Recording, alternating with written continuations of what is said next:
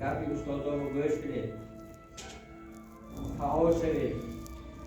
Hali qadroy mo'ba hamisha ishtirok etdi. Mo navyan go'yaman, mu bo'yatgan auditoriya ko'tarib.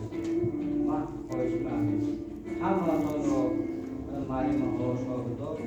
O idaton tabrik muborak bo'lgan. Ilohim mahkarim o'zidan mahkarim. Itu kemudian pasti bahwa bani jebo khusus kusali kita. Masyarakat.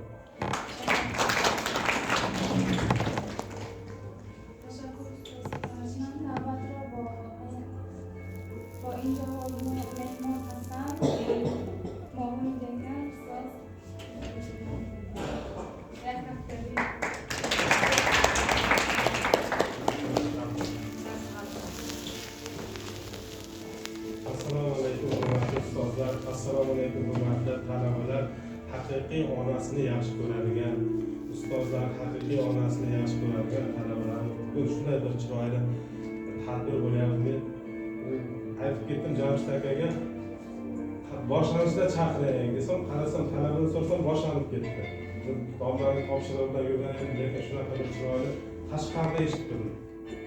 Shu yerda eshitib turdim, buzmay gaplaringizni Jamshid aka chiroyli gaplarni aytdingiz, tojik tiliga qisman tushunaman, lekin gapira olmasam ham bugungi ona Chashma bulog'lari shunday ona mehr bulog'i, ona mehr bulog'i degan tadbirlarimiz bir chiroyli o'tyapti. Mana onadek ulug' zot yo'q. Hadislarda ham bejizga aytmagan jannat onalar oyog'i ostida. Albatta onani men bir yosh boladan o'zim bilaman, yoshligidan o'sha bola onasi bo'lmasa juda qiynaladi. Onasini kechalarda oldida yotganda soch qo'ynidan uxlaydi. Agar ona bo'lmasa uxlay olmaydigan yosh bolalar ham bor hozirgacha.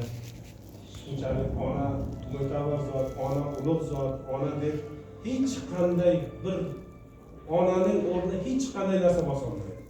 Farzand uchun onaning o'rni hech na ota, na aka, na yangam, na uni yaqin qarindosh hech kim onaning o'rnini farzandga, yosh bolaga bosa olmaydi.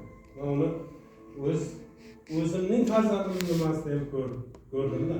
O'sha onasi bir kun ketgani uchun qanchalik o'zini qo'yar joy topolmadi. Hurmatli talabalar, onadek ulug'